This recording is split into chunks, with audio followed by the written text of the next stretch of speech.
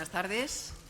Buenas tardes, amigas, amigos. Después de una jornada sin duda intensa de reconciliación con la tierra, llega el momento de la reflexión, más necesaria que nunca en el contexto que atravesamos. Ya hace más de una década se hablaba de una situación muy poco halagüeña en el futuro.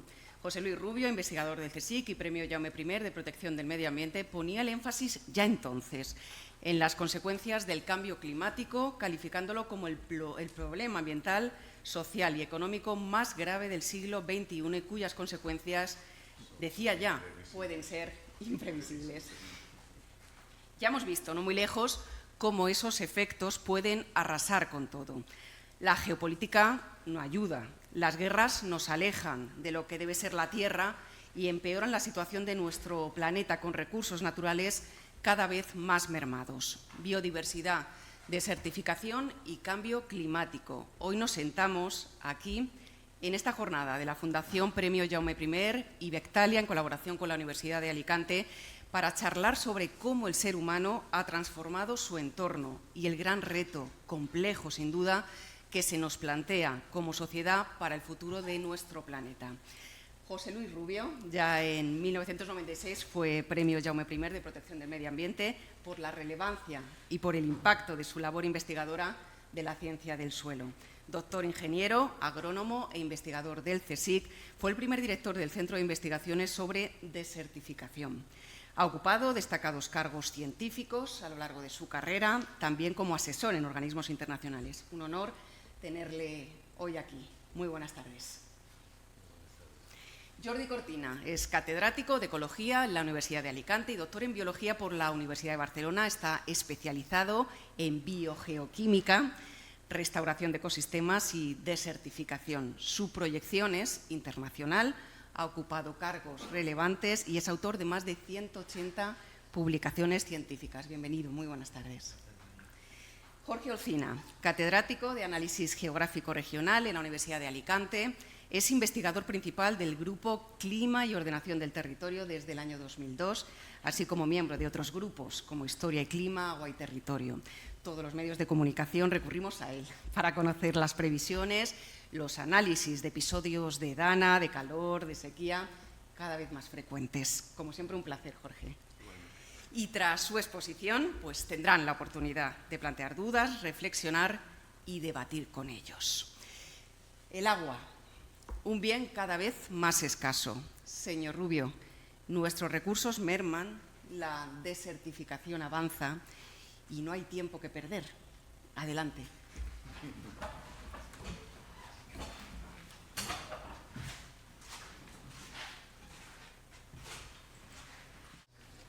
Muchas gracias por su presencia otra vez. Empezamos ahora y en efecto yo me voy a encargar de la problemática de desertificación, que lo consideramos una grave pero silenciosa amenaza. Y esto debería de... Me habían dicho que el contexto es un mundo convulsionado por múltiples crisis, múltiples guerras, terribles crisis humanitarias, posibles graves crisis energéticas y financieras y planeando, sobrevolando sobre todo, como ha dicho la presentadora, el mayor reto medioambiental, social y económico del siglo XXI, que es el cambio climático, y cuyas consecuencias son todavía imprevisibles. A lo anterior hay que añadir diversos efectos, sobre todo del cambio climático, que repercuten en desertificación y repercuten en el funcionamiento general del ecosistema terrestre. Tendremos mayor número de episodios climáticos extremos, como inundaciones, olas de calor, lluvias torrenciales, sequías, incendios forestales, impactos ecológicos que alterarán la fenología, también impactos en la salud humana, producción agrícola que se verá afectado y que producirá hambrunas en algunas partes del planeta, desestabilizando la población, creando problemas políticos y creando consecuencias socioeconómicas que pueden producir migraciones forzadas, conflictos y guerras. Y otros muchos efectos, porque el clima afecta a todas las actividades humanas de cualquier tipo en el planeta. En mi presentación me voy a referir a dos procesos que son los cambios abruptos y los mecanismos de retroalimentación, que tienen unas consecuencias muy importantes en cuanto a los impactos de desertificación, pero que todavía no están suficientemente evaluados y creo que necesitan mayor atención de la que se les presta actualmente. El Mediterráneo, nuestra zona, nuestro país, nuestra región, es una de las zonas más vulnerables a los efectos de desertificación. Y esto es un consenso mundial de distintas asociaciones, instituciones, organismos internacionales y, desde luego, la del Convenio de Naciones Unidas de lucha contra la desertificación, de la cual tuve el honor de ser el asesor científico de la delegación española durante todo el proceso de su elaboración.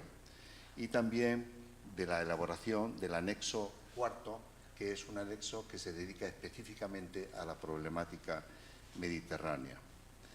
Este es un mapa del Ministerio de Medio Ambiente en el que se señalan los distintos climas susceptibles de desertificación. La mancha roja pequeñita en la provincia de Almería es la única zona árida de todo el continente europeo. El color marroncito es el clima semiárido, el más frecuente en la península, y el amarillo es el clima seco subhúmedo. Estos son los climas susceptibles de procesos de desertificación que, como observan ustedes, pues cubren más o menos 2/3 de la península. Pero, ¿cuáles son los factores que hacen que estemos en un territorio susceptible a estos procesos de degradación? Bien, las condiciones climáticas son un factor muy importante, con lluvias frecuentes, sequías estacionales, intensas lluvias torrenciales y distintos procesos climáticos anómalos. Otro factor importante es la abundancia de suelos pobres con marcada tendencia a la erosión y propensos a la formación de costras superficiales, costras que reducen la infiltración y potencian el desarrollo de escorrentías. También un relieve desigual con pendientes escarpadas, también con frecuencia abruptas, y paisajes muy diversificados que potencian los efectos de la erosión hídrica, sobre todo. Condiciones de crisis de la agricultura tradicional, con el consiguiente abandono no solamente de las tierras y con el deterioro consiguiente del suelo, sino también, y lo cual es muy importante, el abandono de las estructuras de conservación de suelo y agua, los bancales y terrazas, que realizan un papel fundamental manteniendo el suelo en las laderas en una situación inestable. También los impactos de los incendios forestales y, en cuanto a recursos hídricos, una explotación insostenible de nuestras reservas hídricas que conllevan problemas de salinización, de contaminación y sobreexplotación de acuíferos. Y, finalmente, una problemática de una utilización con un gran desequilibrio en el uso del territorio, con concentración en las zonas costeras, en las zonas litorales, del crecimiento urbano, de las actividades industriales, del turismo, la agricultura de regadío, frente a una zona, un territorio interior que prácticamente y cada vez más se encuentra en proceso de abandono. ¿Qué dice el IPCC?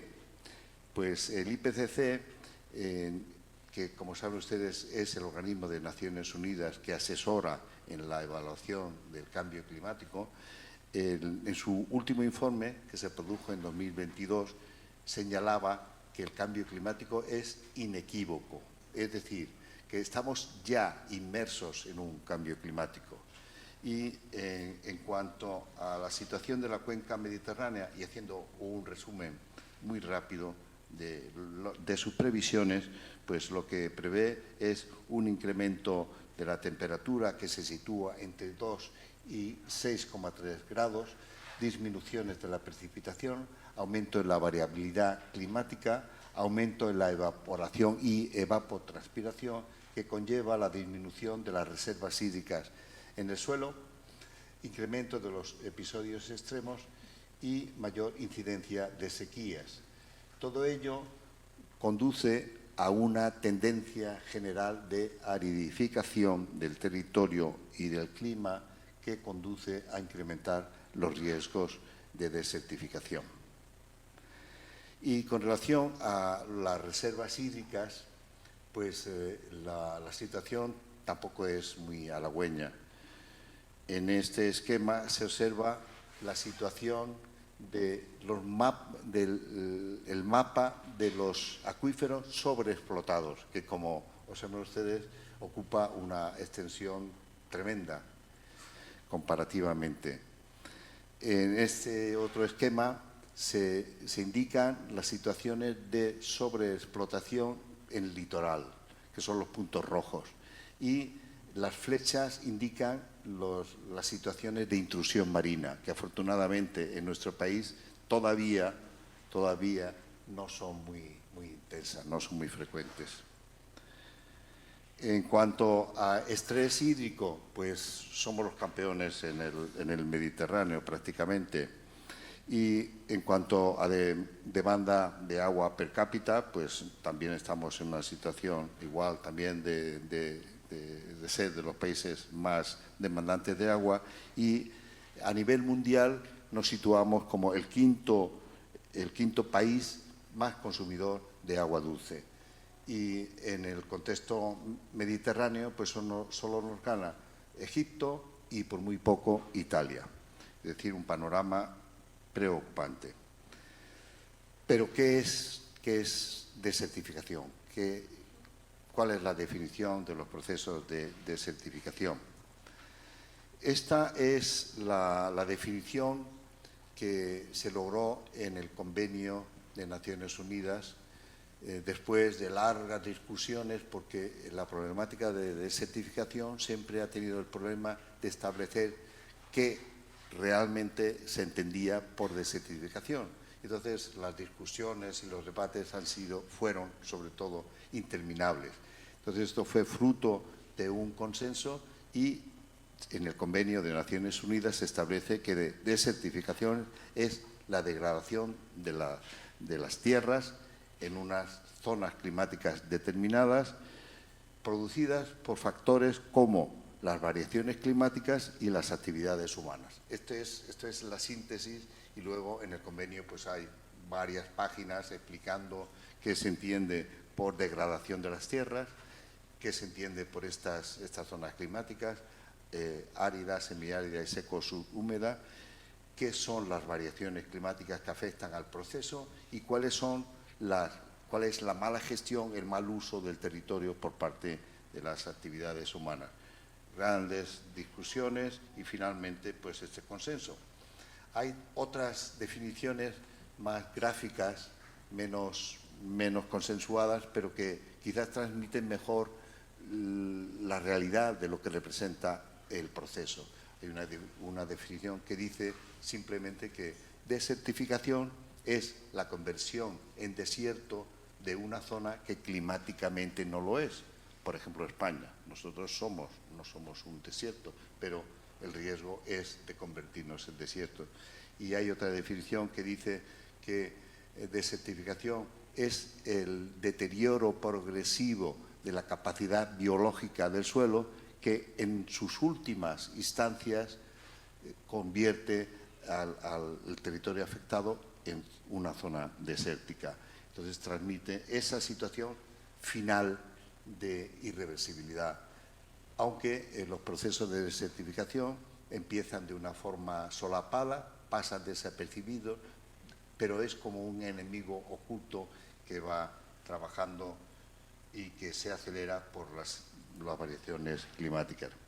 Al final lo que ocurre es una doble ruptura en la prestación de bienes y servicios del ecosistema terrestre y una ruptura también en las funciones y regulaciones ecológicas. En este esquema se explica brevemente lo que se entiende por cambios lineales catastróficos. Y el esquema, muy simplificado, pues lo que representa es un sistema natural que oscila en el nivel de resiliencia, soportando impactos y recuperaciones.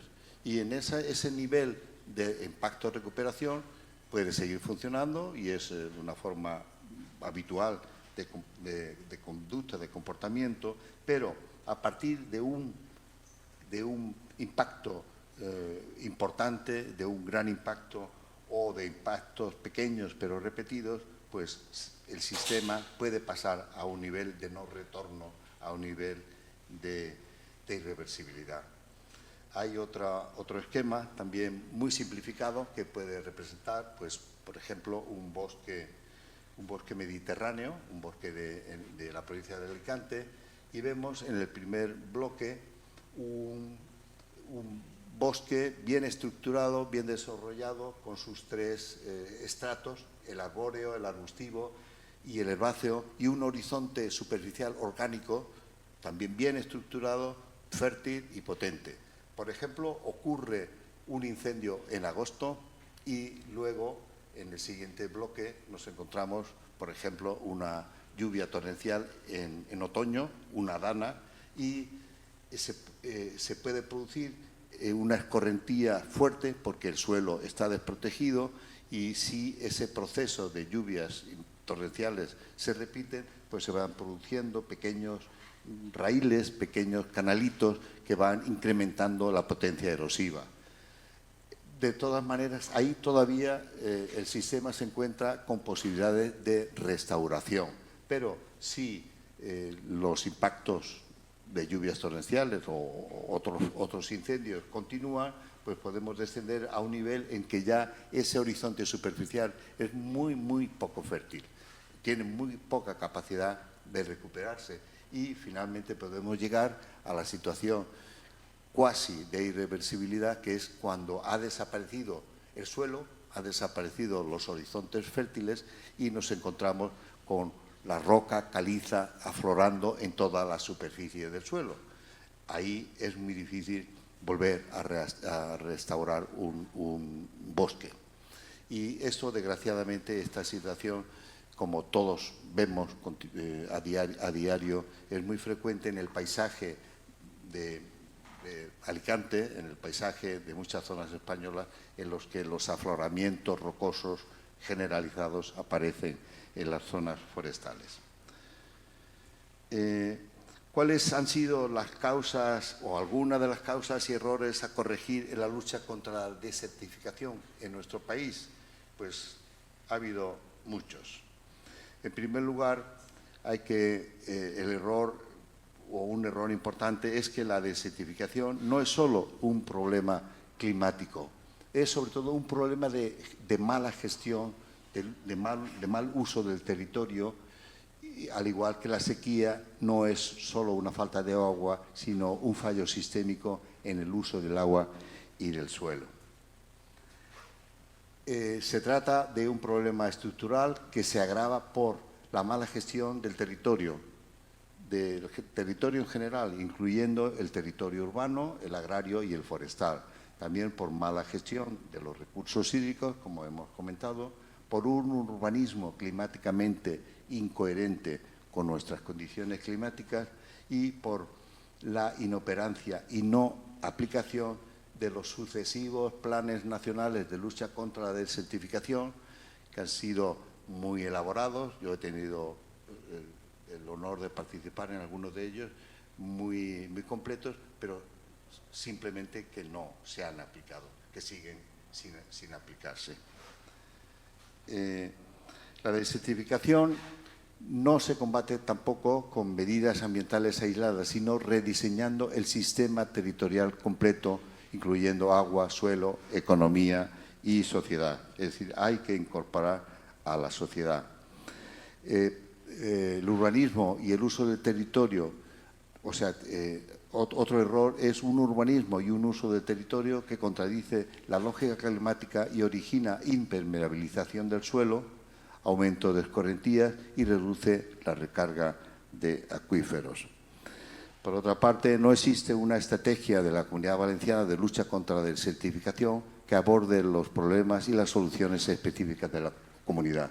Sí hay una estrategia de biodiversidad que ha indicado esta mañana el Consejo de Medio Ambiente, pero una consideración específica del problema de desertificación pues todavía no se ha planteado. Entonces, ¿qué hacer frente a estas y a otras muchas errores y omisiones? Pues, en primer lugar, deberíamos no adaptar el territorio al modelo económico, sino el modelo económico a las condiciones y limitaciones del territorio. Habría que revisar el uso y la gestión de las zonas agrícolas, potenciando una transición hacia una agricultura regenerativa, a realizar una mayor eficacia en el uso del agua agrícola, que consume prácticamente el 90% de todo el agua dulce disponible, y ir hacia una agricultura adaptada climáticamente que proteja el suelo, su fertilidad y su papel amortiguador. En cuanto al urbanismo, pues habría que potenciar una adaptación y una mayor coherencia climática en diseño y planificación.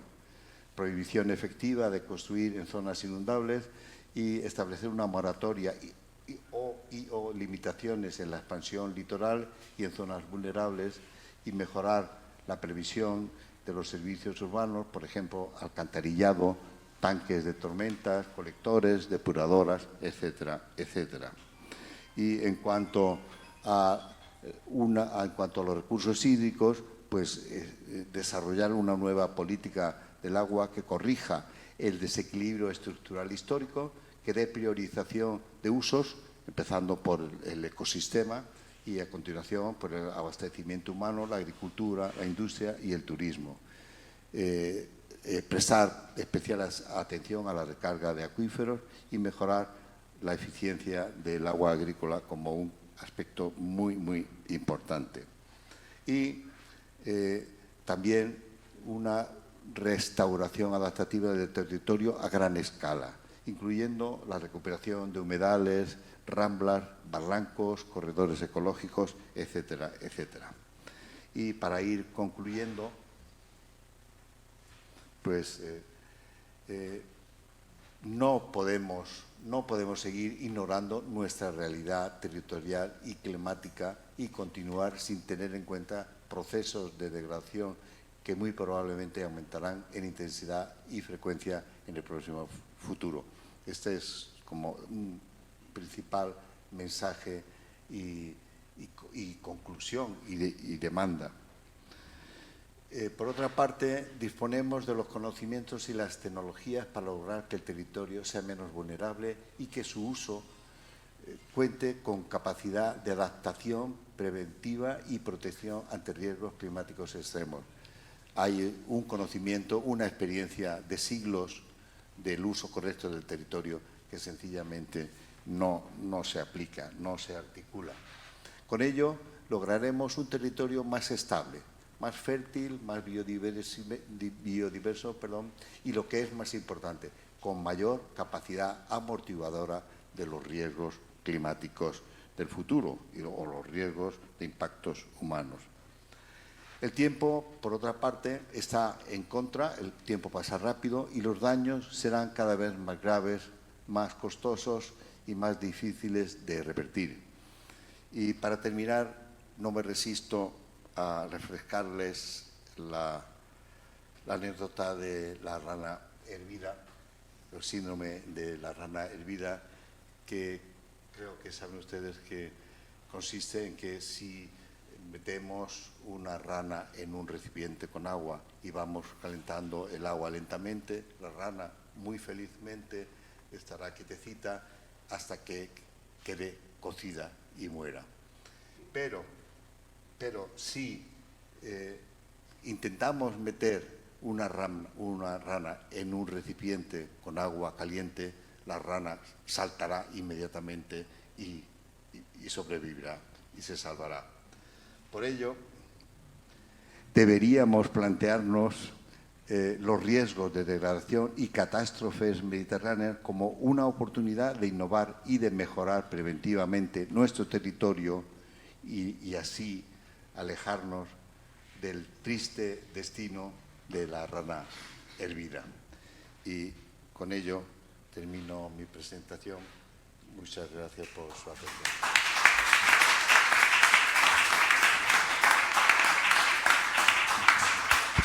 Muchísimas gracias, José Luis. Como has dicho, no se puede ignorar nuestra realidad climática y ya también desde hace tiempo, ¿no?, se habla de la urgencia de recuperar terreno natural perdido, muy dañado en algunos casos, de mantener la biodiversidad de nuestra tierra, cómo las leyes no pueden ayudar en ese reto, porque el riesgo es silencioso, lo habéis dicho, ¿no?, pero constante, como señaláis los científicos. Jordi Cortina nos plantea esa urgencia, ¿no?, que debe ser un compromiso de todos. Cuando quieras.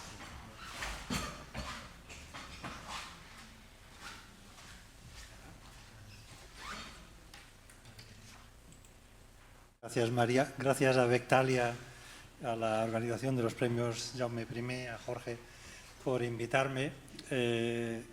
Encantado de estar aquí y encantado por lo que comentabas, María, de que es un momento crucial para la restauración ecológica. Es un momento muy importante y por eso, digamos que desde la Academia estamos invirtiendo todos los esfuerzos de los que somos capaces para dar a conocer el potencial de la restauración y promover la restauración ecológica. Yo trabajo en la Universidad de Alicante y soy miembro de la Junta de la Sociedad Internacional de Restauración Ecológica y durante muchos años presidente del capítulo europeo de esta sociedad. El doctor José Luis Rubio nos ha destacado, ¿no?, el problema de la desertificación. A nivel de composición de especies, la situación es análoga. Fíjense, esto es una evaluación de los mejores hábitats que tenemos en España. Esto es una legislación, la Directiva Hábitats europea, que nos obliga a identificar una serie de hábitats. España tiene una buena representación en términos de superficie, pero en términos de calidad la cosa falla un poquito. Fíjense que todas estas barras que están para diferentes tipos de hábitats deberían estar en verde, es decir, una situación favorable. Más de 3/4 partes de los hábitats españoles están en situación no favorable y es análogo en otros países europeos, es decir, es común en Europa.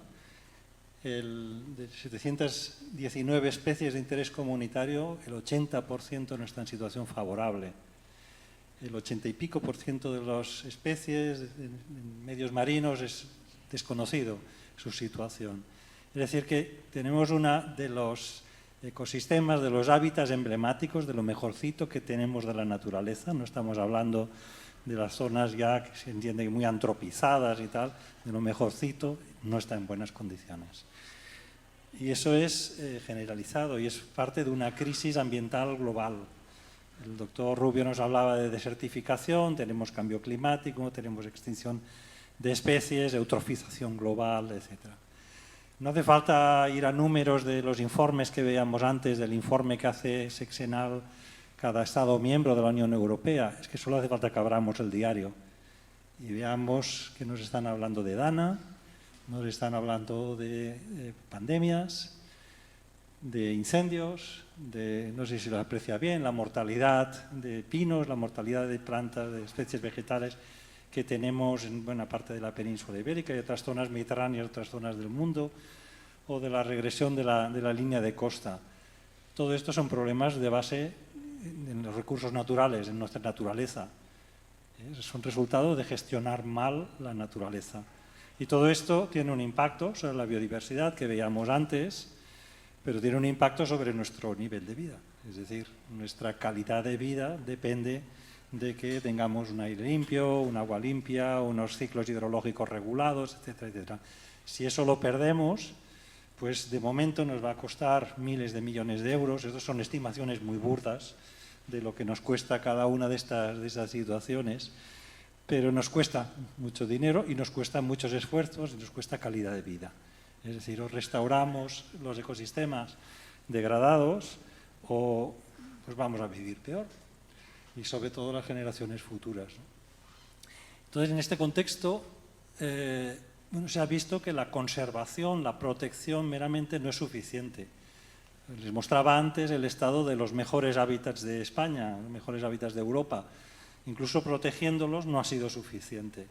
Entonces, de esto somos conscientes, sobre todo en los últimos 50 años, y de ahí surge la idea de tenemos que ir más allá de la conservación, tenemos que restaurar. Es decir, aquí se ha degradado a gran escala, tenemos que invertir para mejorar esa situación y mejorar todos los servicios ecosistémicos que nos proporcionan los hábitats no degradados.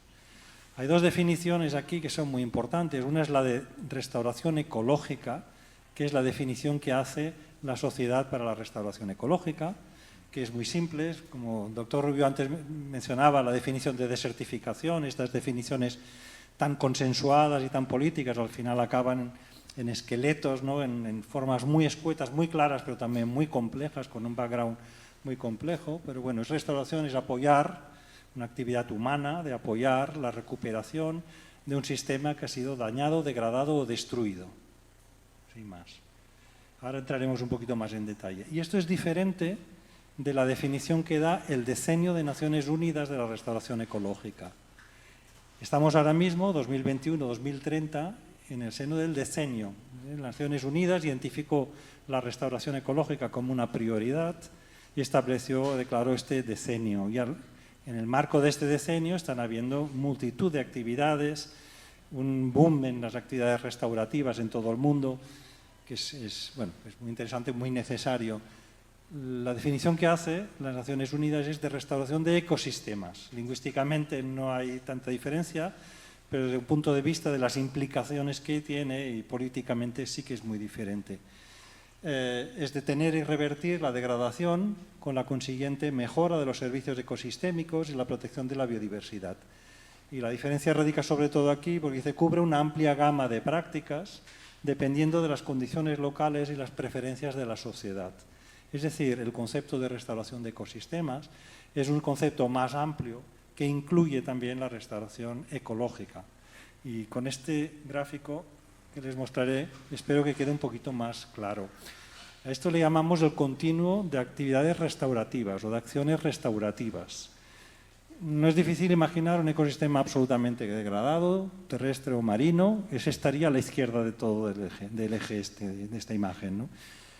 Tampoco es muy difícil, aunque tiene su tela, imaginar en esas condiciones climáticas, edáficas, etcétera, o en esas condiciones marinas, lo mejor que podemos tener en términos de biodiversidad, organización e integración del ecosistema, servicios ecosistémicos, etcétera.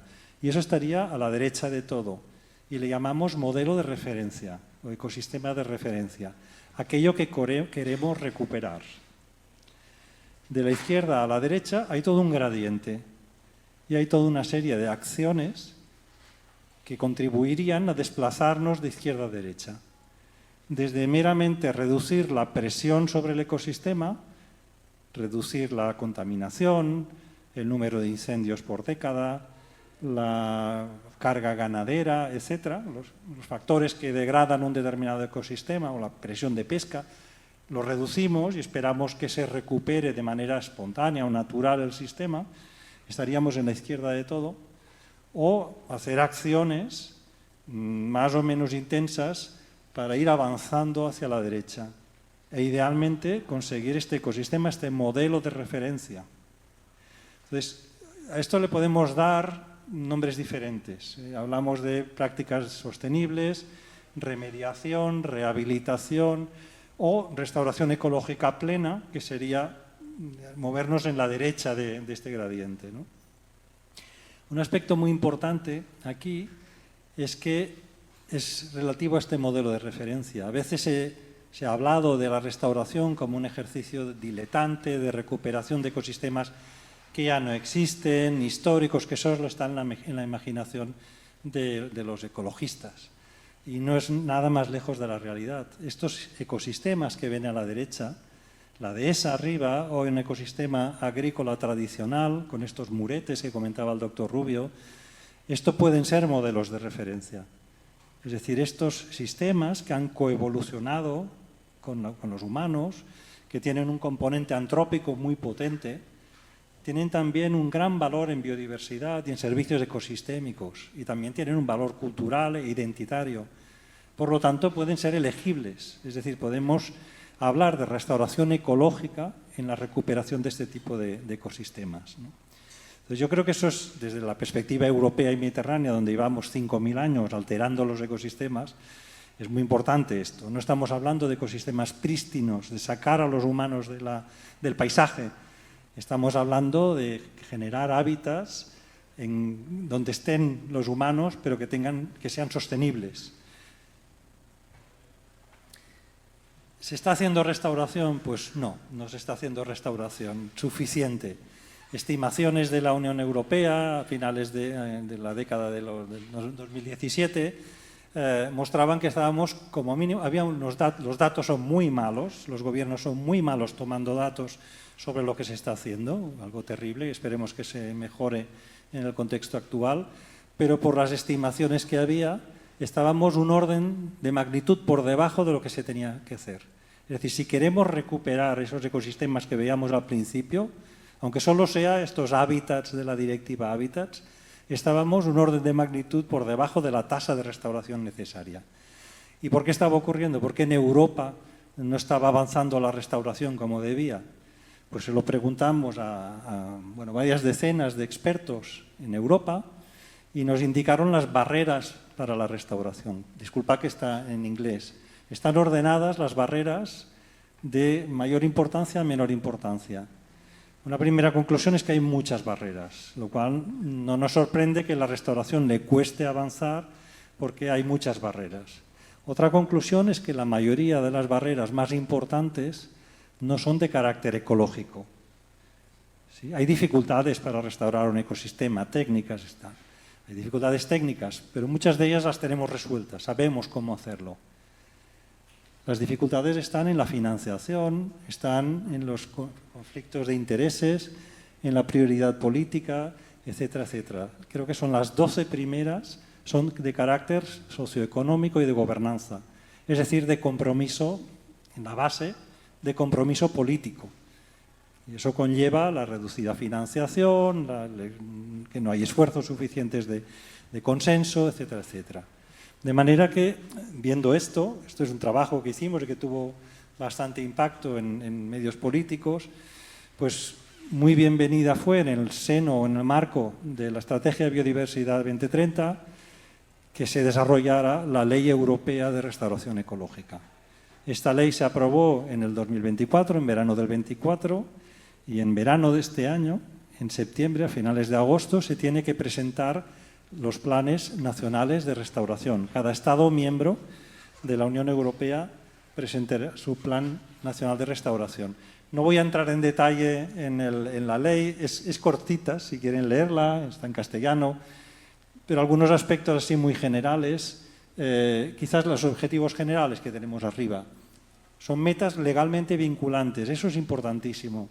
El plan nacional que presente España en septiembre, ese plan nacional se va a evaluar durante un año, bueno, en 6 meses, luego España lo rehará 6 meses más y en verano de 2027 se aprobará. Y eso es vinculante, es decir, lo que dice ese plan es legalmente vinculante. Eso quiere decir que puede haber penaltis, puede haber multas si no se cumplen los objetivos definidos en el plan. Eso es un paso enorme respecto a las directivas de la naturaleza previas. Los Estados miembros deben desarrollar estos planes nacionales de restauración y todos están ahora trabajando en ello. Y finalmente, la desiderata es un 20% de superficie terrestre y marina en vías de restauración antes de 2030 y la mayor parte, 100% de las zonas degradadas en 2050. Son objetivos muy ambiciosos, pero digamos que la situación lo merece. Es decir, ante la situación actual de crisis ambiental, o nos ponemos las pilas y empezamos a actuar, o bueno, vamos a verlo caer. Los siguientes artículos hacen referencia sobre todo a los hábitats que les mostraba al principio. Es decir, estos son los mejores hábitats que tenemos, estamos obligados a tenerlos en vías de restauración a mediados de siglo. Y luego hay toda una serie de artículos relativos a agroecosistemas, sistemas forestales, polinizadores, etc. Y ahí son aspiraciones, es decir, hay una serie de indicadores y, por ejemplo, España se comprometerá a que va a aumentar la fertilidad del suelo en términos de materia orgánica en el suelo en tanto, ¿no? Se establecerá una meta y cada Estado miembro es libre de decidir sus metas. Con lo cual, la ley es muy flexible en ese sentido. Cada Estado miembro puede ser más o menos ambicioso en todos estos aspectos. Y luego hay toda una serie de sinergias en cambio climático, conectividad, aspectos socioeconómicos, compensaciones económicas, etcétera, etcétera. En la cadena SER tuvimos un programa no hace mucho, porque surgieron a raíz de la ley, se politizó mucho, entonces surgieron muchos bulos alrededor de la ley. En este QR les lleva a esta entrevista en la cadena SER donde comentábamos algunos de estos bulos. Para preparar el Plan Nacional Español hemos tenido la suerte de poder aportar al Ministerio, hemos coordinado desde la Universidad de Alicante este documento, Directrices y Criterios para la Restauración en España, un compendio del saber de más de 100 expertos que estuvieron opinando sobre diferentes aspectos de la restauración, aspectos relativos a la participación social, a la calidad, a los aspectos financieros, etcétera, etcétera. Es decir, un documento bastante completo del cual está publicado, en ese QR pueden acceder a un documento de síntesis. El Decenio de Naciones Unidas de Restauración de Ecosistemas, la Ley Europea de Restauración, todo esto y otras muchas iniciativas significan que va a aumentar y está aumentando mucho la restauración. Ahora bien, la calidad de esa restauración está aumentando al mismo paso. Es decir, se está haciendo una restauración de calidad. Las técnicas, las herramientas las tenemos, pero ¿se llevan a cabo? ¿Se utilizan? No siempre. Y pongo un ejemplo de un estudio que hemos hecho, que aún está inédito, a partir de proyectos de restauración forestal, de reforestaciones, ahora restauración forestal, de diferentes comunidades autónomas, más de 20 proyectos, en la fase de diseño, no de implementación. Hay una serie de indicadores aquí, análisis de contexto, diagnóstico inicial, análisis de la disponibilidad de la tierra, si se ha tenido en cuenta a los stakeholders, a las partes interesadas, a la gente, si se ha identificado un modelo de referencia que comentaba antes, etcétera, etcétera. Estos son los indicadores, ahora lo veremos, no son, bueno, están escogidos porque son parte de unos estándares de buenas prácticas. Y fíjense que en algunos casos, para algunos indicadores, como la participación social, que lo estoy señalando ahora, el nivel que consiguen estos proyectos está muy por debajo de lo que sería deseable. Lo mismo para monitoreo posterior, para gestión adaptativa a largo plazo, etc. Es decir, que nos queda mucho por recorrer y creemos que la calidad, no solo la cantidad, y por eso promovemos esta ley y estas otras herramientas legales, políticas y financieras para que todo esto se implemente, creemos que también es muy importante incidir sobre la calidad de lo que se hace. Y ahí yo agradezco especialmente que me inviten a estos foros porque tenemos mucho trecho que recorrer en la mejora de la calidad. Y tenemos mucho trecho hasta llegar a unos estándares de buenas prácticas, que sabemos cuáles son. El tema es cómo se aplican. Estándares, un poco yo creo que todos están familiarizados con el término. Para un determinado proceso podemos identificar buenas prácticas. Por ejemplo, un tornillo, pues, que sea de una aleación metálica determinada o que tenga una longitud determinada, un determinado paso de rosca, etc. Todo eso define unas buenas prácticas en la producción de un tornillo o en la restauración de un ecosistema. El compendio de buenas prácticas es lo que determina estos estándares de práctica.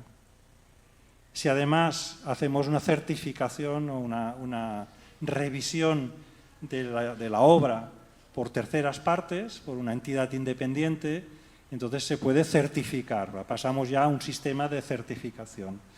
Y creemos que este sistema de estándares y de certificación es esencial para garantizar que la restauración que hagamos proporcionará todos los beneficios que puede proporcionar una obra de este tipo. Los beneficios, muy rápidamente, pues tener una base común de trabajo, una coherencia en el diseño y la entrega del proyecto, mejora de la calidad del proyecto y de los resultados del mismo, reducir el riesgo y la incertidumbre, muy relacionado con la implicación del sector privado. El sector privado necesita garantías de que si está invirtiendo, se está invirtiendo de la manera adecuada para conseguir unos resultados, conseguir un retorno en las inversiones cuando esto sea posible, garantizar la seguridad y el control de calidad o permitir esta certificación de proyectos que comentaba anteriormente. Por todas estas razones pensamos que la aplicación de los estándares es muy importante. Hay un montón de estándares. El Decenio de Naciones Unidas tiene sus estándares, que están inspirados en buena medida por los estándares de la Sociedad de Restauración Ecológica, que son los que voy a pasar a repasar muy rápidamente. Estos estándares tienen 8 principios y luego una serie de estándares de cómo deben ser hechas las cosas. Y estos principios contemplan, por ejemplo, el principio 1, el proyecto de restauración involucra a las partes interesadas. La participación social no es un ornamento de un proyecto, es una parte inherente a un proyecto de restauración. No hay restauración ecológica si no hay participación social, si no se tienen en cuenta las necesidades, las aspiraciones, las perspectivas de la comunidad local y del resto de partes interesadas. Además, el principio 2, se deben utilizar todo tipo de conocimiento, no solo el conocimiento científico, también el conocimiento tradicional, el conocimiento local, el conocimiento técnico, que es muy importante. Es decir, trabajamos sobre sistemas hipercomplejos. Estos sistemas socioecológicos son muy complejos. Entonces, estamos obligados a tirar de todo el conocimiento disponible para encontrar las soluciones más óptimas. El principio 3 hace referencia al ecosistema de referencia. Necesitamos identificar. Hemos visto que era uno de los grandes fallos de los proyectos. Parece una cosa surrealista, ¿no? Se hace un proyecto de repoblaciones, se invierten millones de euros y no se menciona qué se quiere conseguir, qué tipo de hábitat se quiere conseguir. Se apoya los procesos naturales de recuperación. No estamos intentando suplantar, sino apoyar, acelerar, favorecer procesos naturales. Por lo tanto, debemos conocer esas dinámicas naturales de los ecosistemas. Se identifican una serie de objetivos y metas a largo plazo y a medio plazo.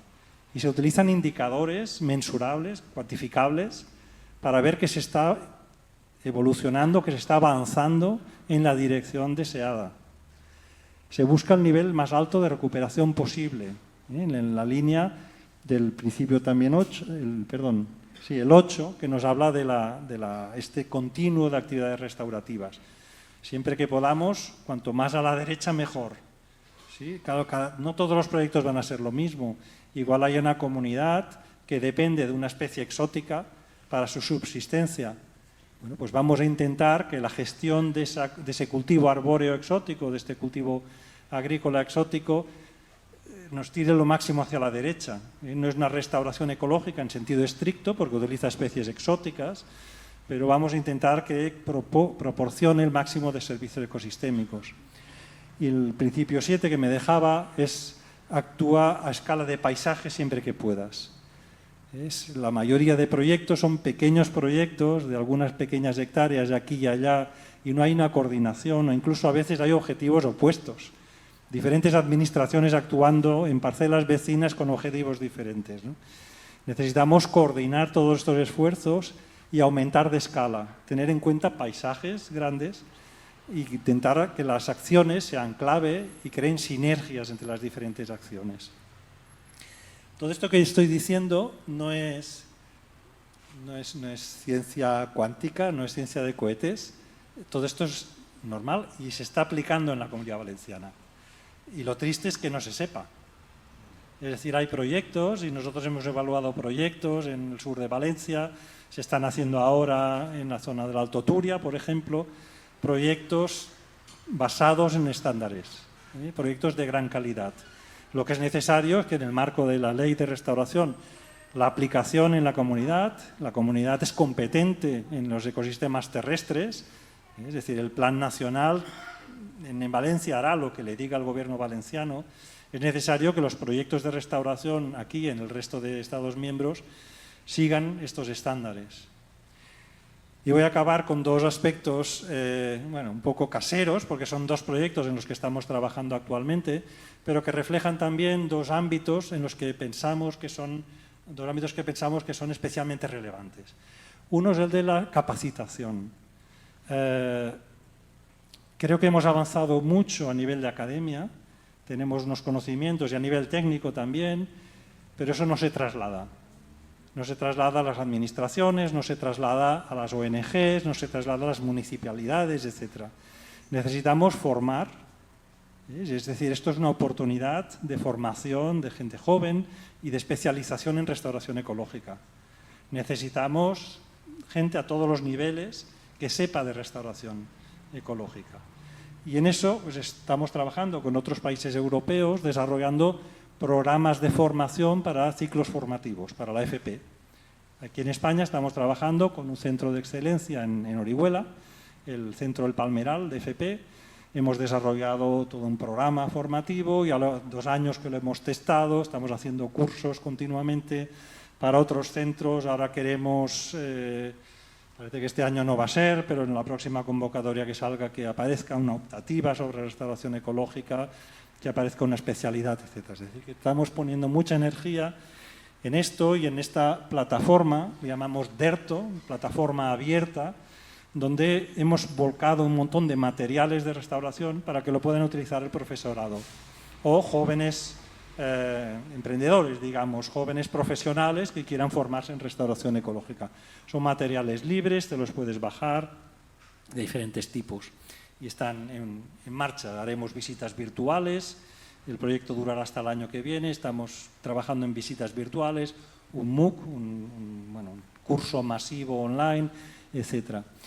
Y el otro aspecto es el de la participación social. Yo soy ecofisiólogo, yo trabajaba en biogeoquímica, fotosíntesis y estas cosas. Pero la sensación de que lo que estábamos avanzando no tenía un impacto nos llevó a empezar a colaborar con sociólogos en la Universidad de Alicante para ver cómo podíamos involucrar a la sociedad. Y actualmente estamos desarrollando este laboratorio vivo.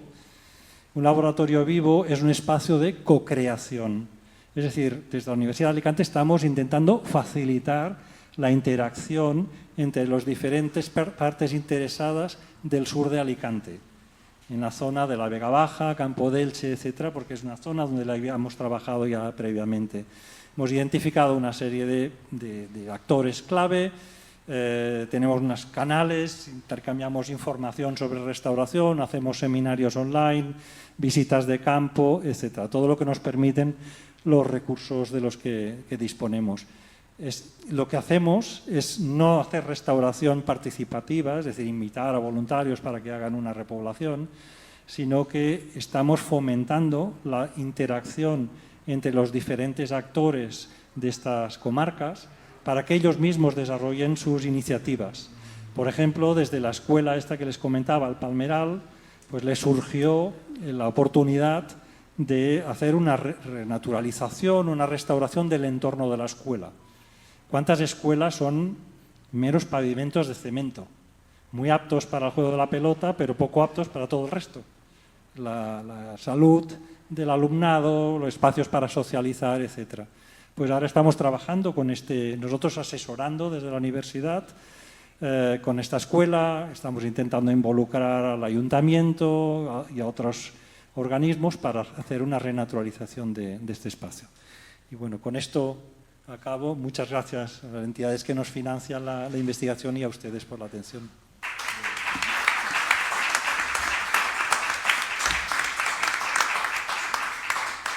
Muchísimas gracias, Jordi. Sin duda el trabajo es ingente, ¿no? Y hay que ser ambiciosos, como tú dices, y ponerse las pilas.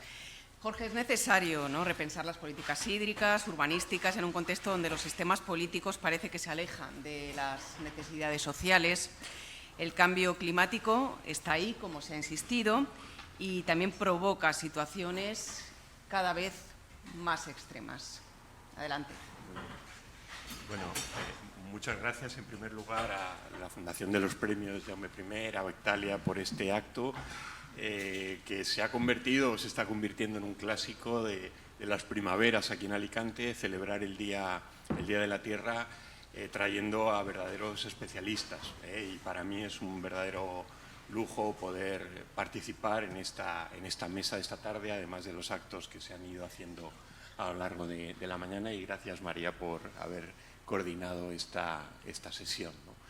En mi caso, como saben, bueno, pues en el Laboratorio de Clima de la Universidad de Alicante estamos trabajando, podríamos decir ya con un nivel a veces de preocupación de lo que está ocurriendo, porque hay aspectos de la atmósfera, no diríamos que se nos escapan de las manos, ¿no?, pero que no teníamos referencia histórica en la historia de la observación meteorológica. Hablamos de 150 años al menos aquí en Alicante, de referencias escritas, anotadas sobre algunos fenómenos, ¿no?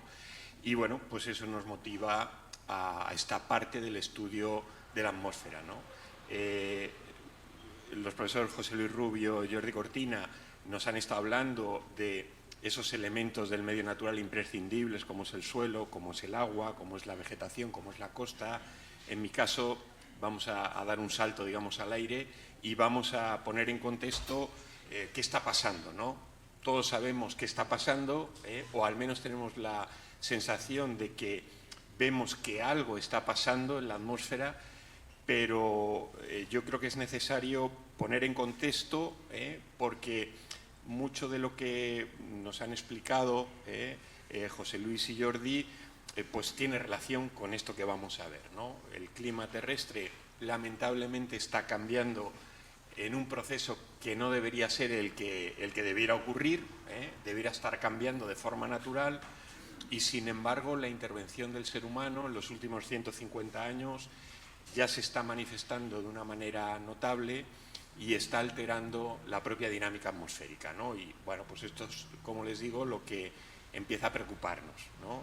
Hablar del cambio climático no es solo hablar de que sube la temperatura, sino de que hay todos unos procesos de la dinámica atmosférica que se ven también alterados, ¿no? De todo esto de los que yo en los próximos minutos les quiero hablar.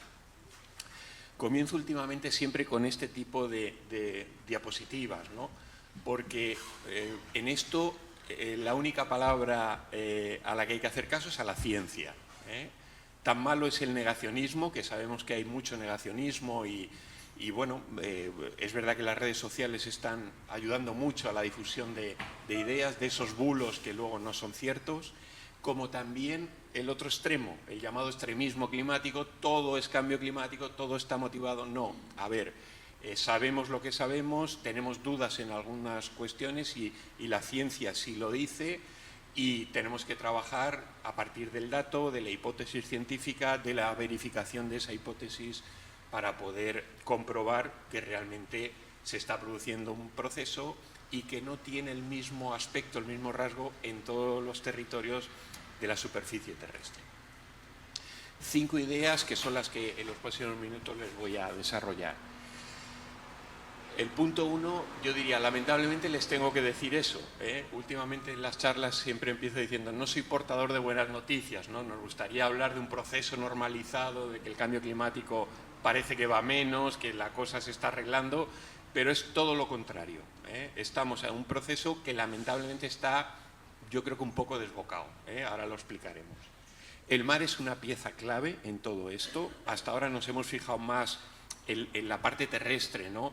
En la medición que me da el termómetro que tengo en mi garita, ¿no? en mi observatorio meteorológico, y que me da una subida de temperaturas. Pero la clave de lo que está ocurriendo y de lo que puede ocurrir, sobre todo en las próximas décadas, está en el mar, en el calor, en la energía que se está acumulando en las cuencas oceánicas. En tercer lugar, lo importante es trasladar esto al día a día, porque es verdad que hablamos de un proceso de fondo, es lo que decía nuestra coordinadora María, ¿no? Estamos en un proceso silencioso pero constante, ¿no? La temperatura va subiendo, pero bueno, no es que no hagamos caso, ¿no? Sino que es un proceso que eso está en la trastienda ocurriendo, ¿no?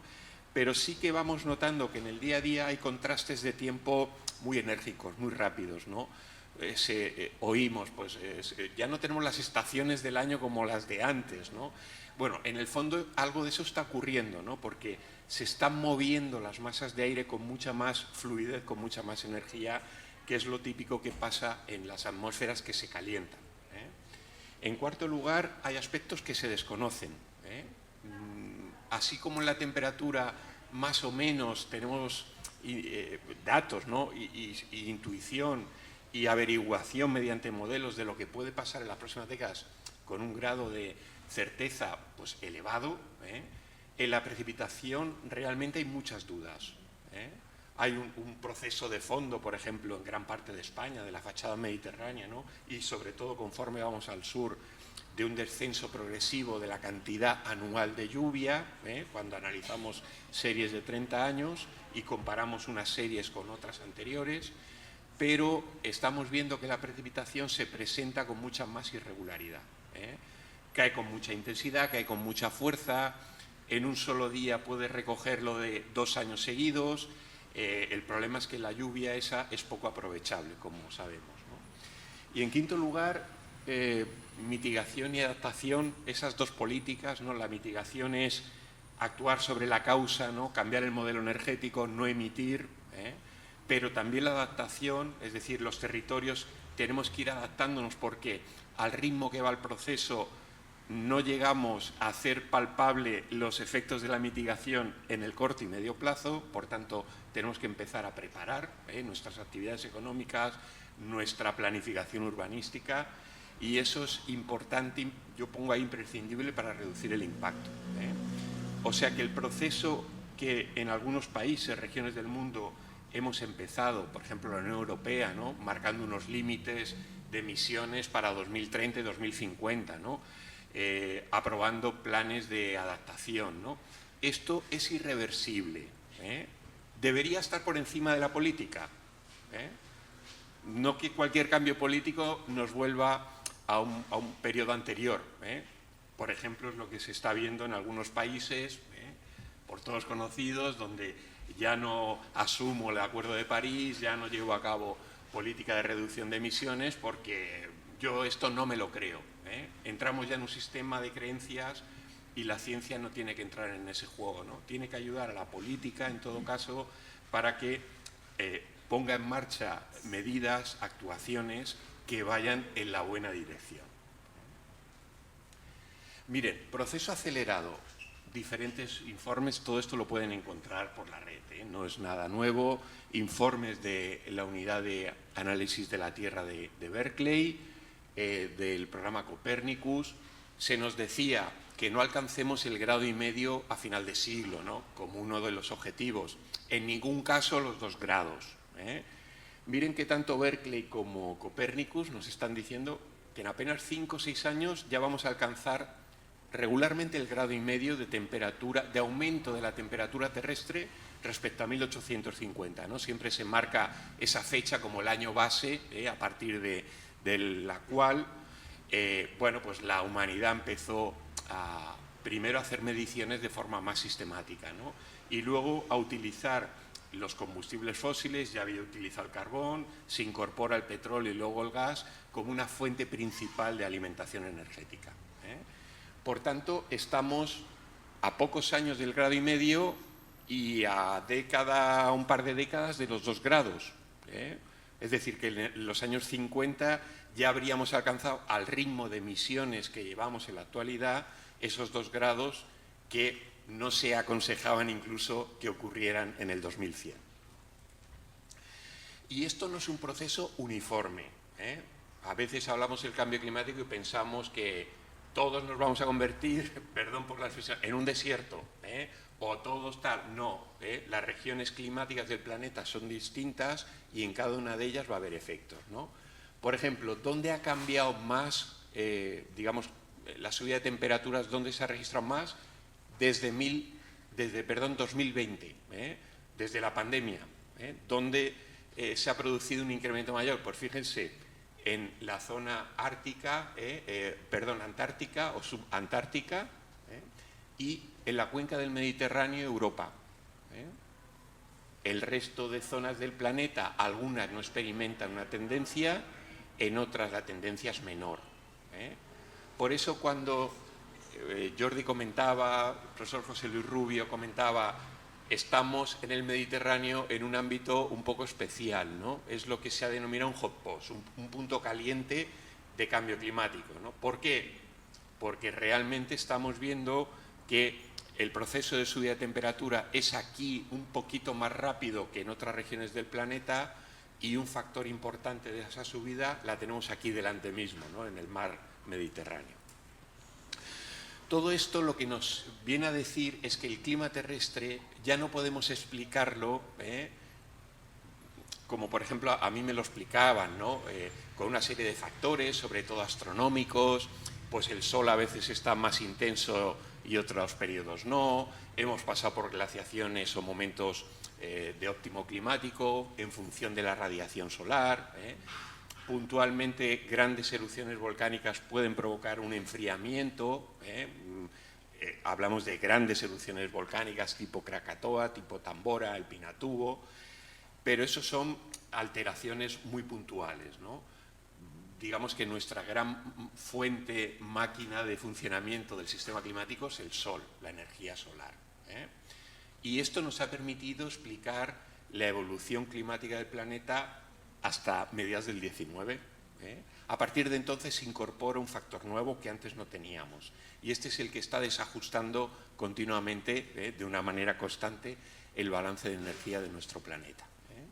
Por tanto, fíjense, ahí tenemos los dos últimos ciclos solares, ¿no? Se dice, el Sol pasa por ciclos de 11 años, no siempre son iguales, el Sol también es un astro que no conocemos realmente su funcionamiento, a partir de datos que gracias a los satélites, mediciones satelitales, grandes telescopios, podemos observar las manchas solares, podemos interpretar su funcionamiento interno, se producen reacciones nucleares, como saben. Bueno, pasa por ciclos de 11 años, ¿no? Empezaron a medirse en el siglo XVIII, 1700, ¿no? Cuando los ciclos son muy intensos, es decir, cuando el Sol está muy activo, la temperatura terrestre tiene que subir. Llevamos dos ciclos, desde que comenzó este siglo XXI, bastante poco activos, especialmente el último, el ciclo 24. Ahora estamos aquí, en el ciclo 25, ya está en el tramo final, por así decirlo, ¿no? Y en estos dos ciclos menores, que podríamos decir, si el Sol no ha estado tan activo, la temperatura terrestre tendría que haber bajado, o al menos no haber subido al ritmo que lo ha hecho. Y sin embargo, estamos aquí. Por funcionamiento natural, básicamente solar, la temperatura terrestre tendría que estar aquí y estamos aquí.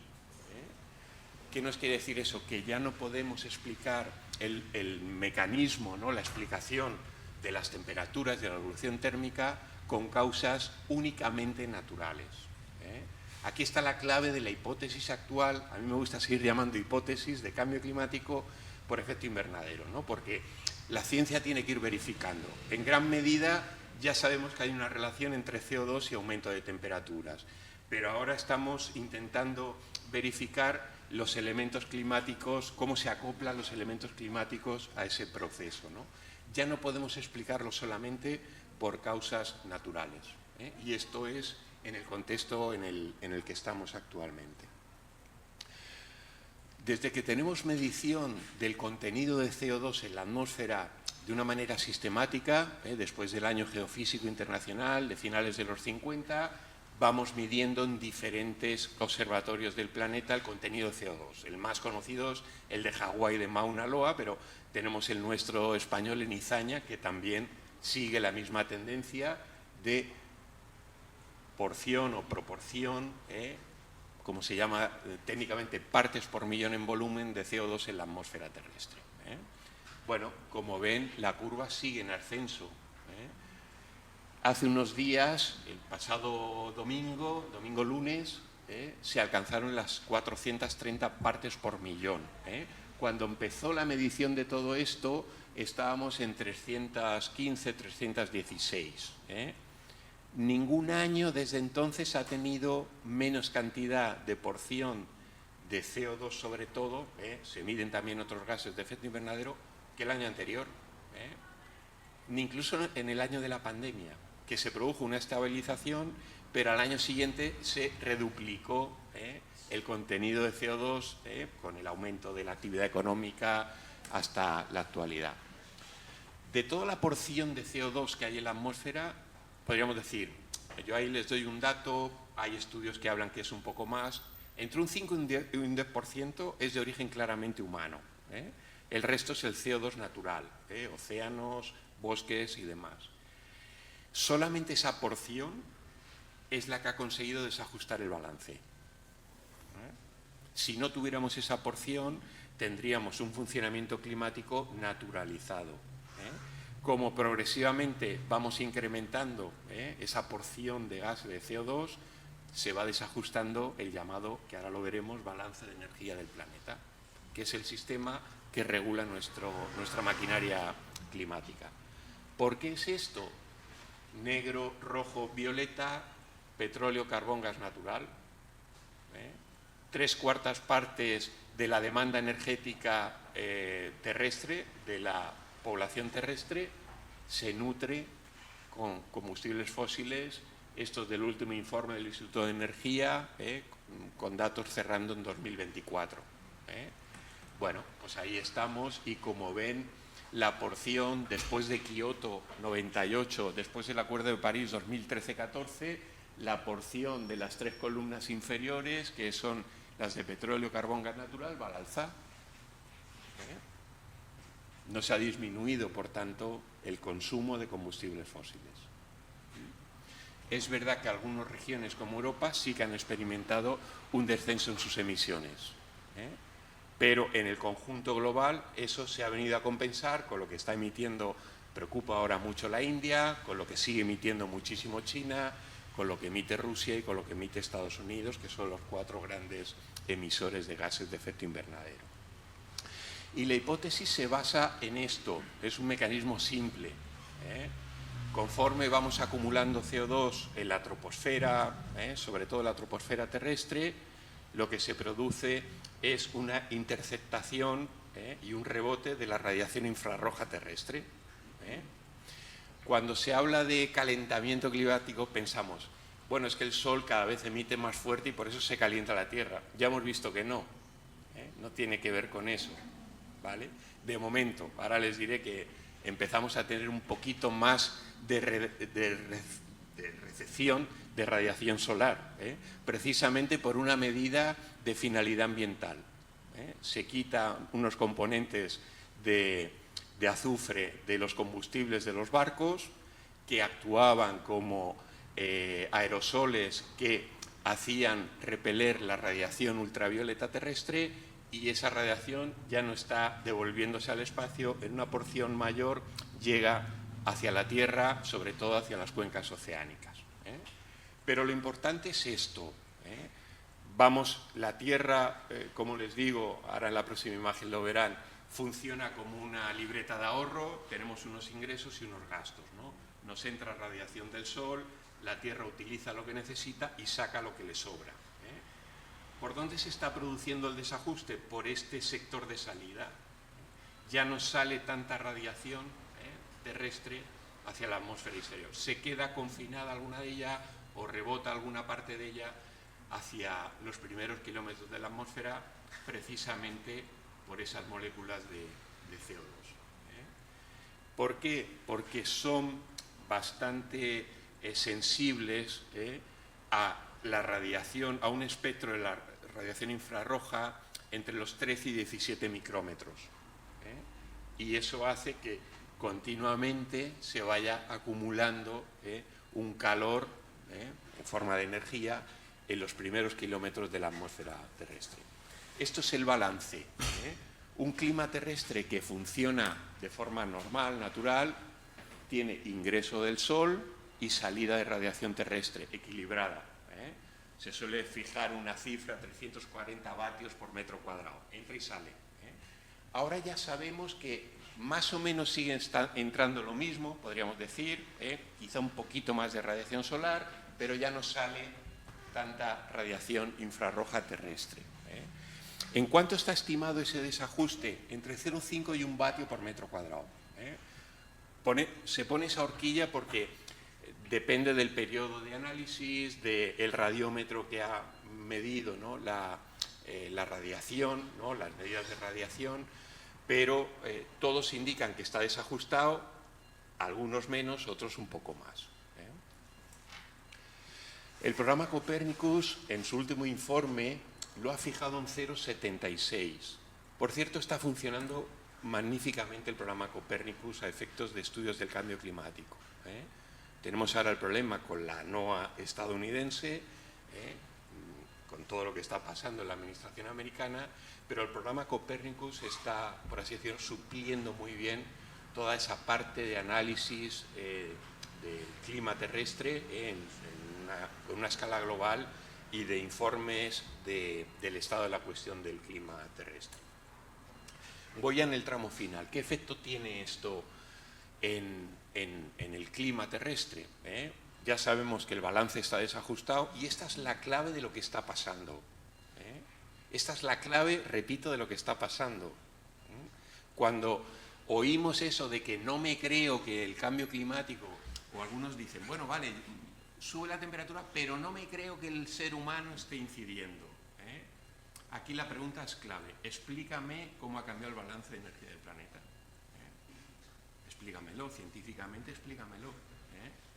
Porque si no, yo también puedo no creer en muchas cosas, ¿no?, pero necesitaré un dato científico.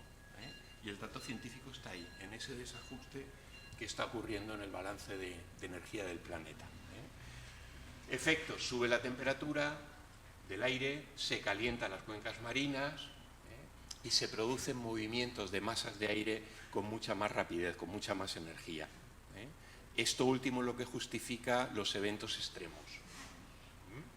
Porque cuando tenemos cambios bruscos en zonas donde a lo mejor se ha acumulado calor en el mar y es un calor potencialmente inestable, se forman nubes con gran acumulación de vapor de agua, en definitiva después de agua, cuando se condensa, y de energía que cae de golpe o con mucha intensidad sobre un espacio reducido. Veíamos antes la zona de impacto de la Dana de Valencia. Hace un mes y algo salió un informe, un artículo en Nature, que relacionaba, utilizando herramientas de inteligencia artificial, comparaba la atmósfera de la Dana de Valencia con una atmósfera en condiciones similares a principios del siglo XX, ¿no? Y entonces se veía claramente que la nube, digamos, las nubes que se formaron en la Dana de Valencia estaban incentivadas energéticamente. Es decir, que en unas condiciones climáticas sin calentamiento no habría llovido. Ellos estimaban un 20% más de porción global de lluvia y de intensidad de lluvia. Bueno, por tanto, podríamos decir aquello de verde y con asas, ¿no? Ya sabemos lo que está pasando y lo que está pasando pues nos preocupa, ¿no? Sobre todo en un entorno mediterráneo en el que vemos que no va a menos la cosa, sino que progresivamente va a más, ¿no? En síntesis, tendríamos esto: se altera el balance, hay un calentamiento atmosférico y a mí el que más me preocupa es el oceánico, y en la península ibérica lo que está ocurriendo es, por un lado, se ha dilatado la célula de Halley, anticiclón de las Azores, está más presente durante muchos más días al año sobre la península ibérica, pero al mismo tiempo hay procesos de reajuste muy enérgicos tipo Dana. Por tanto, nuestro clima, que ya de por sí en el Mediterráneo hemos vivido experiencias extremas, tiende todavía más hacia el extremo. Esto es un poco el efecto en el tiempo diario que se manifiesta por el fenómeno del calentamiento. Estamos en un contexto mediterráneo con peligrosidad, por tanto, al alza, y lo que ha comentado José Luis, un territorio muy ocupado, a veces indebidamente ocupado en algunas zonas, es decir, con un grado de vulnerabilidad y de exposición elevado, generado desde los años 60. No es un proceso actual, esto se ha ido fraguando desde los años 60. Hemos ocupado espacios, hemos crecido urbanísticamente, a veces donde no deberíamos, No teníamos normativas entonces, es verdad. No había obligación de pintar mapas de riesgo para delimitar las zonas urbanizables o no, es verdad, pero la realidad es la que tenemos. A eso se suma ahora una peligrosidad por la parte atmosférica al alza. Y esto es lo que está ocurriendo. Mayor frecuencia de procesos de reajuste atmosférico, por tanto, tiempos más contrastados, podríamos decir más fuertes, a veces más violentos incluso, y un calentamiento constante del agua del mar, que es un condensador de calorías y transfiere en los fenómenos de inestabilidad, en los episodios de inestabilidad, mucha energía a las formaciones nubosas que se están produciendo. Para terminar, ¿hacia dónde va nuestro clima? Pues yo ahí se lo he resumido en 4 ideas. Mayor duración de olas de calor, un mayor número de noches tropicales, lo que significa una pérdida de confort térmico. A partir de ahora, aquí lo notamos ya hasta el mes de noviembre. Una precipitación máxima diaria al alza, la anual a la baja, pero la diaria por intensidad al alza, y unos días de precipitación al año menores. Llueve menos días al año, pero cuando llueve lo hace de forma muy concentrada, a veces, como ya vimos, dañina. Para que tengan algún dato, el año pasado batimos el récord de noches tropicales aquí en Alicante. Si en los años 70, principios de los 80, hablábamos de 20, 25 noches con el termómetro por encima de 20 grados, ahora no bajamos de 90. Y en algunos años, en los últimos años, estamos superando las 100 noches, ¿Qué significa esto? Que durante más de 3 meses el termómetro no baja de 20 grados. Y eso para el cuerpo humano incluso es un factor de disconfort, aparte de para las especies, pero para el propio ser humano. Se están produciendo víctimas por el calor en España. El mayor número de víctimas que tenemos en España por eventos extremos, desgraciadamente las de las danas son muy impactantes, porque son momentáneas, pero hay un run constante en los veranos de entre 1.500 y 2.000 personas que mueren en España por impacto del calor. El calor agrava enfermedades previas, respiratorias o cardíacas. Y el calor que mata, por así decirlo, es el calor nocturno, no es el calor diurno. Es el calor constante que no te deja descansar, que no te deja a veces respirar, para las personas que tienen alguna afección. Termino señalando que el cambio climático nos obliga a estas 4 grandes modificaciones en nuestra manera de hacer en el territorio. Hay que cambiar la planificación territorial, o al menos ir adaptándola, como nos dice la propia Ley de Cambio Climático, al impacto del cambio climático. Estamos pues viendo propuestas, de lo que pueden hacer en las ciudades, pero básicamente necesitamos más verde, más sombra, más agua, viviendas más aclimatadas, con ventilación cruzada. Todo esto van a ser estándares que vamos a necesitar en los próximos años.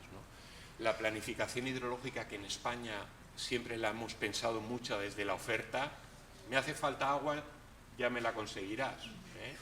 ¿Me la produces o me la traes? No, ahora vamos a tener que jugar muy bien, gestionar muy bien lo que tenemos.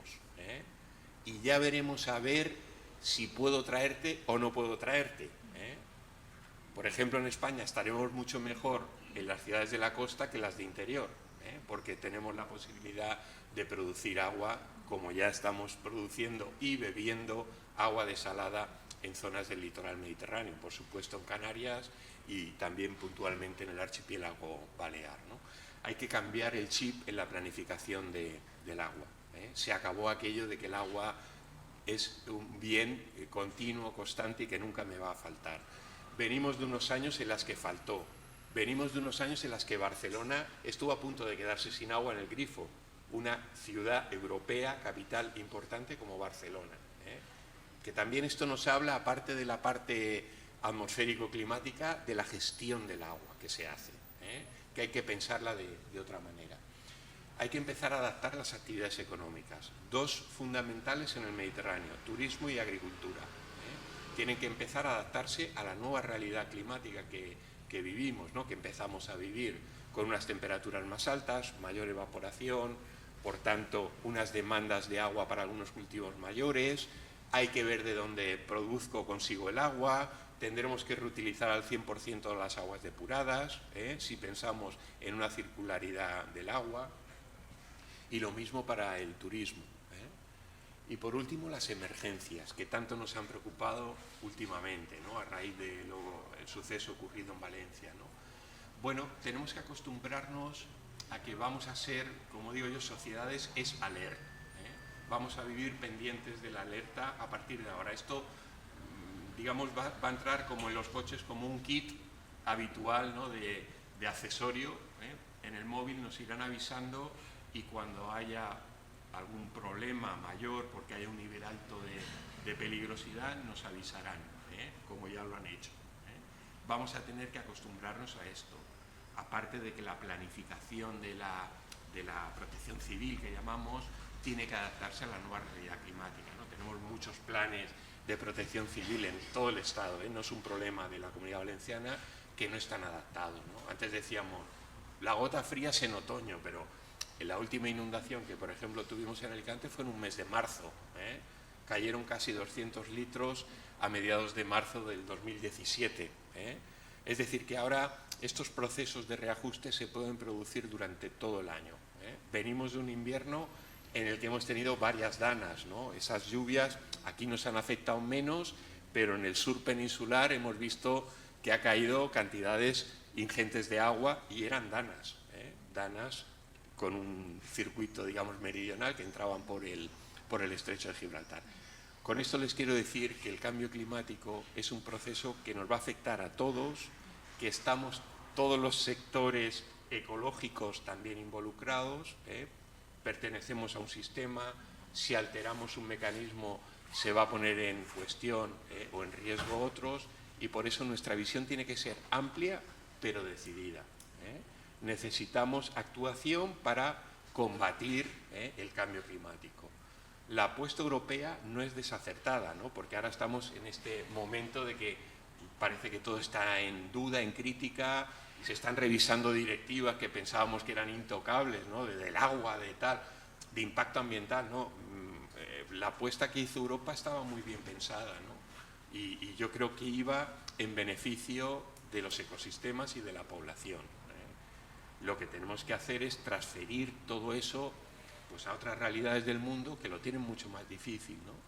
El artículo del Acuerdo de París, que la verdad es que es una pena, pero no se está cumpliendo, es el artículo que obliga a que todos los países, digamos, ricos, aportemos 100.000 millones de dólares a un fondo para poder transferir tecnologías limpias, medidas de mitigación y adaptación a los países pobres.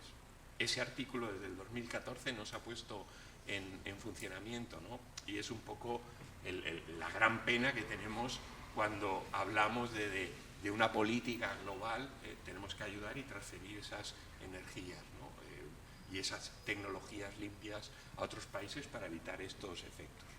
Por tanto, y ya termino, a corto plazo, pues las perspectivas no son optimistas, tampoco tenemos que caer en el desánimo. El ser humano tiene capacidad suficiente para adaptarnos. Hace 20 años no teníamos coches eléctricos y ahora ya tenemos, ¿verdad? Y puede haber una movilidad de otro tipo, ¿verdad? Y no contaminante, pues lo mismo en otras acciones que hacemos sobre el territorio y sobre todo pensando en que el proceso pues no tiene buenas perspectivas en las próximas décadas, ¿no? Y tendremos que empezar a convivir en un sistema un poquito más complejo, que nos va a llevar pérdida económica, que nos va a llevar víctimas humanas, lamentablemente, pero vamos a intentar entre todos que eso sea lo menos posible. Muchas gracias.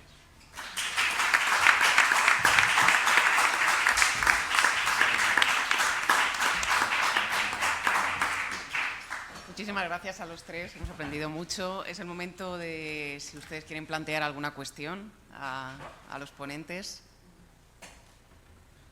Han hablado clarísimo los tres, ¿no? Sí, mira.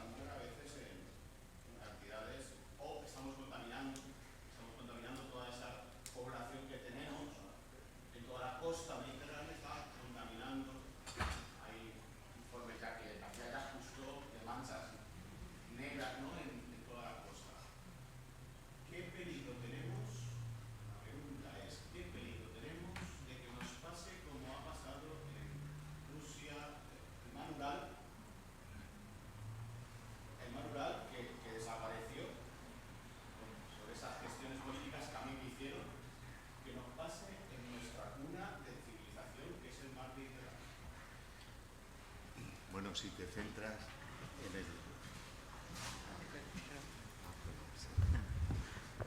Sí. Si te centras en Alicante tiene una situación especial como una gran ciudad en el litoral mediterráneo. Y hay un proceso que va avanzando y que ha comentado Jorge, que ya se está utilizando, que es la desalinización. Y eso se está aplicando en gran escala ya, por ejemplo, en Almería. Almería, con la enorme superficie de invernaderos, utiliza agua desalinizada para los invernaderos y para la población. Y la salmuera, que es un grave problema, pues se le está buscando utilizaciones porque tiene unos cationes y unos aniones que pueden tener una utilización. Entonces, en concreto, yo creo que Alicante quizás vaya en el futuro hacia desalinización, pero creo que lo fundamental es mejorar la eficiencia en el uso del recurso fundamental que es el agua. Mejorar, no despilfarrar, potenciar el ahorro, tanto industrial como agrícola como urbano. Y si lo planteas a nivel nacional, pues la cosa es mucho más compleja y somos un país con un déficit hídrico estructural, la cosa va a ir a peor y entonces tiene que ser una política que yo he reivindicado, que Jorge también ha reivindicado, de plantearnos la utilización de los recursos hídricos que cada vez van a ser más escasos y más irregulares. Entonces, una política general de uso más eficiente del agua, sobre todo en agricultura, que es el máximo consumidor, pero el planteamiento entre Alicante y tal. Y la desalinización, que suena un poco como algo fuerte, pues en Almería están demostrando que es viable. No hay que irse a Arabia Saudita, etcétera, etcétera, sino que aquí en Europa ya se está utilizando y se utiliza el agua para los invernaderos y para el uso doméstico, el uso urbano. O sea que esa vía con las precauciones de reutilización y evitando los problemas de salmuera, pues pienso que puede ser una vía de futuro, pero siempre mejorando, optimizando el uso y el ahorro del agua. La segunda era para Jordi, nos conocimos en las espejeras,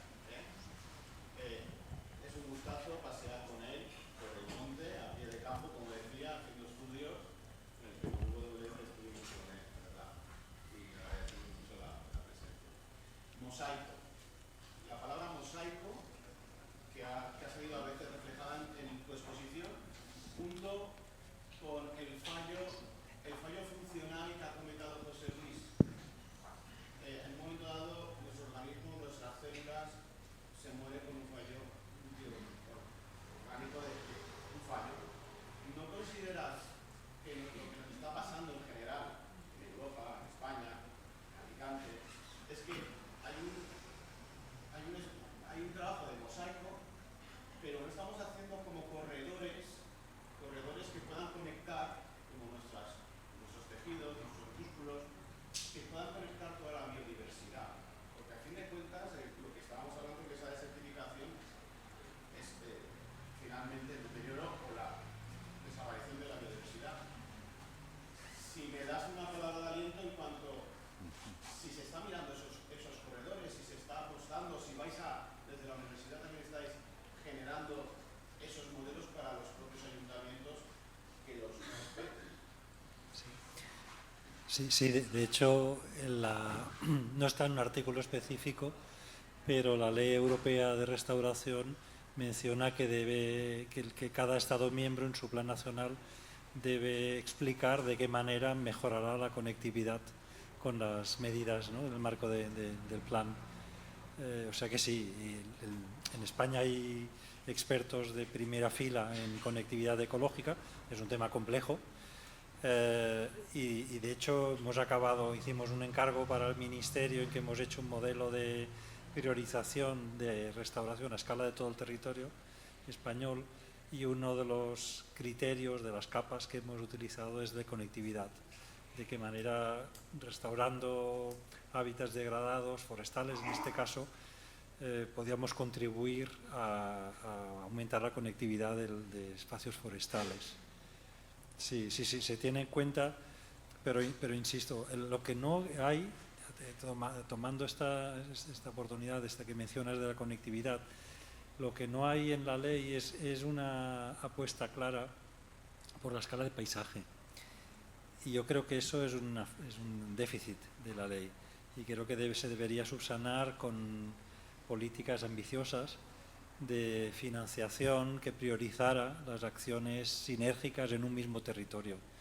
Es decir, no tanto el ejército de Pancho Villa, de una intervención aquí, otra allá y tal, que también está bien porque a veces estas intervenciones responden a una demanda o a un contexto social, y eso está bien aprovecharlo, pero también tener una visión más allá y hacer intervenciones. Estoy pensando, por ejemplo, en Mar Menor, en Doñana, al proyecto Alvelal, en Almería, lo que se está haciendo en Alto Turia, ese tipo de proyectos a gran escala, con intervención del sector público y privado, restauración de hábitats acuáticos, terrestres, etc. Un plan así integrado. Es que a 800 metros donde estuvimos, ahora tienen una planta de reciclaje de asfalto. Entonces eso, como que se quedan a veces los lugares y espacios restaurados como en islas, y al final eso no contribuye tampoco a... Yo creo que es muy importante la planificación, es decir, desde los gobiernos, tanto a nivel nacional como subnacional, a nivel de municipio también, ¿no?, el identificar zonas estratégicas, zonas donde, en esto hemos trabajado también en coste-efectividad, ¿no?, zonas donde la inversión pueda proporcionar el máximo de beneficios en términos de servicios ecosistémicos o de conectividad. Yo animo a las autoridades municipales y la Comunidad Valenciana tiene el PAD4, tiene un plan de priorización, yo creo que es mejorable, que es adaptable a las condiciones actuales.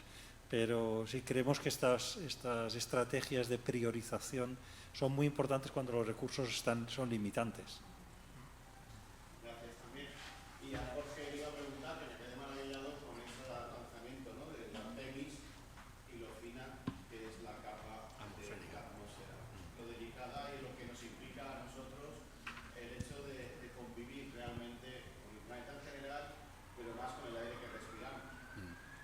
Igual que hubo un acuerdo con el tema de la capa de ozono, en la que se dieron incluso los premios Nobel, no me acuerdo, a mexicano y americano, sí, y todos se pusieron de acuerdo. Has estado hablando del Tratado de París, pero sí me gustaría saber si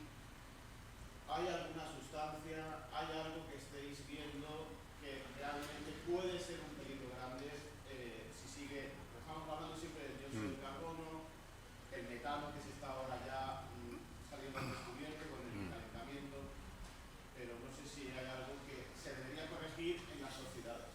Bueno, simplemente con que se cumplieran esos tratados de reducción de los gases de efecto invernadero, hablamos del CO2, del metano, del NO2, ya sería suficiente, ¿no? El problema es lo que tú dices, que aparecen, conforme se deshiela el permafrost de la parte subboreal, el metano surge, ¿no? Y entonces aumenta la porción de metano, ¿no? Digamos que hay procesos que pensamos que son únicos y están conectados, y realmente ahora, con lo que sabemos, reduciendo los gases de efecto invernadero, ya podríamos darnos por satisfechos, ¿no? Y luego, lo que os decía, que políticas a favor del medio ambiente, como la reducción de la proporción de azufre en los combustibles, pues está suponiendo que nos entre más radiación solar, porque ya no rebota la radiación solar en esas partículas, ¿no? Y entonces entra más porción. De momento es un porcentaje muy mínimo, ¿no? Pero bueno, pues contribuye, es un factor que está contribuyendo al sobrecalentamiento. Sí. Sí, a ver, conforme perdamos capa blanca, especialmente preocupa el Polo Norte, pero ya está ocurriendo en los glaciares de montaña, el albedo será menor y por tanto la llegada de radiación solar será mayor a la superficie terrestre, en definitiva, y sobre todo a la oceánica, que es lo que más preocupa. En el gráfico de Copérnicus, que les decía, está evaluado en 0,76 vatios, ¿no? De ellos, un 80% es marino, el 20% es terrestre.